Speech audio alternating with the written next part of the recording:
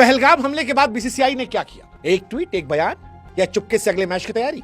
ना तो तुमने सेना के कल्याण कोष में एक पैसा दिया, ना तुमने कोई ठोस कदम उठाया, और बेशर्मी से सरकार की आड़ लेकर या सरकार के साथ मिलकर जब तुम मैच खेलने चले गए और खिलाड़ियों की लानत मनात इस देश के लोगों ने कर दी। वो तो भला हो खिलाड़ियों का जिन्होंने हाथ नहीं मिलाया, उन खिलाड़ियों के जीवन पर भी तुमने इस क्वेश्चन खड़ा कर दिया था कि वो देश की जनता उनसे नफरत करने लगे।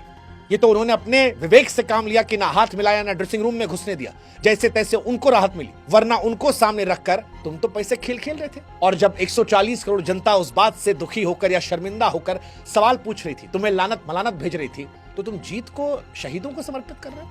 अरे तुम्हारे समर्पण से देश के शहीदों के परिवारों का क्या पेट भरेगा? क्या तुम्हारा ये समर्पण उनके बच्चों को स्कूल भेजेगा? नहीं, ये समर्पण तुम्हारी बेशर्मी का सबूत है। मान लो इंडिया हार गई होती तो फिर क्या बोलते? बेशरम बीसीसीआई, बेशरम बीसीसीआई। सोशल मीडिया पर तूफान मचा है। मैच खत्म हो चुका है लेकिन आग नहीं बुझी है। अभी भी लोग कह रहे हैं शेम ऑन बीसीसीआई। लोग कह रहे हैं बीसीसीआई, अगर तुम्हें शहीदों की फिक्र थी तो मैच से क्यों रोका? और ये लॉजिक ना चूरन देने वाला कि एसीसी के हवाले था, आईसीसी के हवाले था। एसीसी आईसीसी का मालिक कौन है? सरकार में कौन है?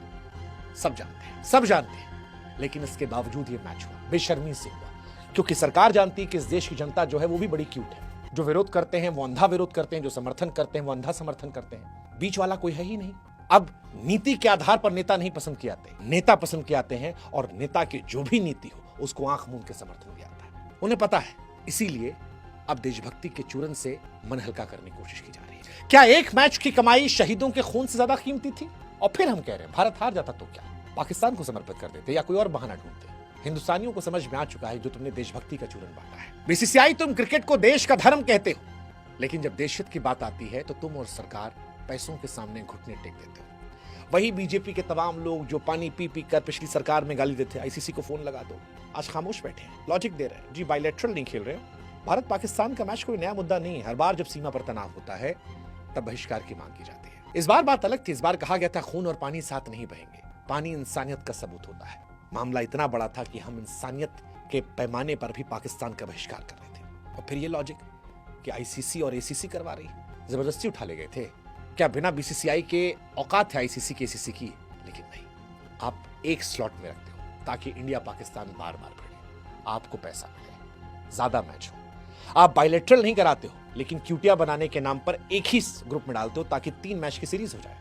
पैसे की चमक में आप अंधे हो चुके हो, अंधे। और आपको शहीदों के परिवार वालों से भी कोई फर्क नहीं पड़ता। शुभम द्विवेदी की पत्नी में फिर रिपीट कर रहा हूं, साफ साफ कहा था कि इस मैच से होने वाली कमाई आतंकवाद को बढ़ावा देती है, लेकिन तुमने उनकी बात को कूड़ेदान में डाल दिया, क्योंकि प्रायोजक, ब्रॉडकास्टर्स और विज्ञापन दाता ज्यादा जरूरी थे। और यह फैसला सरकार का था। सरकार और बीसीसीआई एक ही है, अलग नहीं है। और गावस्कर साहब ने भी स्पष्ट कहा कि यह मैच सरकार ने करवाया, और अगर सरकार करवा भी रही थी तो बीसीसीआई क्या तुमको स्टैंड नहीं लेना था? खिलाड़ियों को मैं दोष नहीं देता, क्या करते आप, उन नहीं करने कहते, उनकी जगह किसी और को रिप्लेस कर देते आप। लेकिन सरकार और बीसीसीआई देशभक्ति का चूरन बंद कर दो यार। देश की भावनाओं को ठेस पहुंचाए 140 करोड़ देशवासियों के। लोकतांत्रिक देश है हमारा, लोकतंत्र में जनता की भावनाओं का सम्मान करना चाहिए। न मोदी सरकार ने किया, न बीसीसीआई ने किया।